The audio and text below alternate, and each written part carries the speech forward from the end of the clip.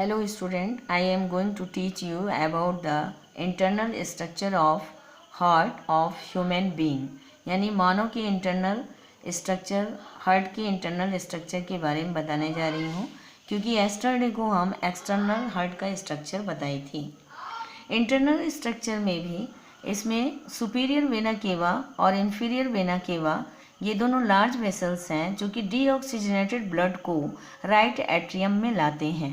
Superior vena cava deoxygenated blood upper part body से लेकर आते हैं, जबकि inferior vena cava lower body से डीऑक्सीजनेटेड ब्लड को लेकर आते हैं राइट एट्रियम में। या ओपनिंग दिखाई दे रही है जिस ओपनिंग के थ्रू यह राइट एट्रियम में आते हैं। यह डीऑक्सीजनेटेड ब्लड फिर आता है राइट वेंट्रिकल में। यह आपको एक्सटर्नल स्ट्रक्चर में ही हमने बताया था।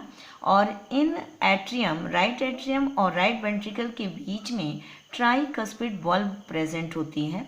यह ट्राइकस्पिड वॉल्व 3 फ्लैप्स की बनी होती है जो कि ब्लड को उल्टे डायरेक्शन में फ्लो होने से प्रिवेंट करती है। इसके बाद है, इस एपर्चर को कहते हैं राइट एवी एपर्चर। और इसी राइट एट्रियम में एक ऐसे नोड दिखाई दे रहा है जिसको कहते हैं सीनो एट्रियल नोड। इस सीनो एट्रियल नोड जो है स्पेशलाइज्ड जो है मसल्स की होती है, स्पेशलाइज्ड एरिया में प्रेजेंट होती है जहाँ से वेव ओरिजिनेट होते हैं। अब राइट वेंट्रिकल से पल्मोनरी आर्टरी अराइज होती है जो कि लंग्स की तरफ जाती है और यहाँ पे सेमील्यूनर वॉल्व प्रेजेंट होते हैं।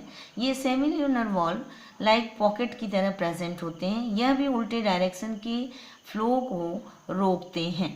फिर उसके बाद ये जब ब्लड लंग्स में जाता है, लंग्स में ऑक्सीजनेटेड होके पल्मोनरी वेन्स के थ्रू फिर यह लेफ्ट एट्रियम में आता है। लेफ्ट एट्रियम में आने के बाद यह फिर जो है लेफ्ट वेंट्रिकल में आता है। लेफ्ट एट्रियम और लेफ्ट वेंट्रिकल के बीच में भी बाइकस्पिड वॉल्व प्रेजेंट होता है। इस बाइकस्पिड वॉल्व को मिट्रल वॉल्व कहते हैं और यह बाइकस्पिड वॉल्व 2 फ्लैप्स का बना होता है। यह भी उल्टे फ्लो को रोकता है। फिर यहाँ से ब्लड जो है यह ऑर्टा में जाता है जो कि लार्ज वेसल्स होती हैं जो ब्लड को डिफरेंट पार्ट्स में ले जाते हैं। बॉडी के डिफरेंट पार्ट्स में यह ब्लड को पहुंचाता है। ये यहाँ पर फिर जो है सेमील्यूनर वॉल्व प्रेजेंट होता है जो कि उल्टे डायरेक्शन ब्लड का फ्लो रोकता है। इसके बाद यहाँ भी एक एवी नोड होता है जिसको कहते हैं एट्रियोवेंट्रिकुलर नोड। और यहाँ जो मसल्स प्रेजेंट हैं हार्ट में, इसको कॉर्डी टेंडिनी कहते हैं। और यहाँ पे दोनों वेंट्रिकल के बीच में सेप्टम प्रेजेंट है जिसको हम कहते हैं इंटरवेंट्रिकुलर सेप्टम, जिसे मैं लास्ट क्लास में आपको पढ़ाई थी। अब नीचे सब नोट्स दिए गए हैं, इसको ध्यान दीजिए। ये जो ह्यूमन हार्ट है यह मायोजेनिक इन नेचर होता है और कार्डियक साइकिल जो हार्ट पंप करता है इसको हम कहते हैं कार्डियक साइकिल, जो कि 0.8 सेकेंड में होता है। और इसका लोकेशन है यह डायफ्राम के एबव होता है दोनों लंग्स के बीच में, और यह स्लाइटेड टिल्ड होता है लेफ्ट साइड में। इसकी वेट होती है 300 ग्राम और इसमें 4 चैम्बर होते हैं। 2 अपर चैम्बर को एट्रिया कहते हैं एंड 2 लोअर चैम्बर को वेंट्रिकल्स कहते हैं। और इसकी मसल्स जो हैं कार्डियक मसल्स की बनी होती है। इसमें ओरिजिन ऑफ हार्ट बीट जो है 2 तरह की होती है, एक न्यूरोजेनिक और दूसरी मायोजेनिक।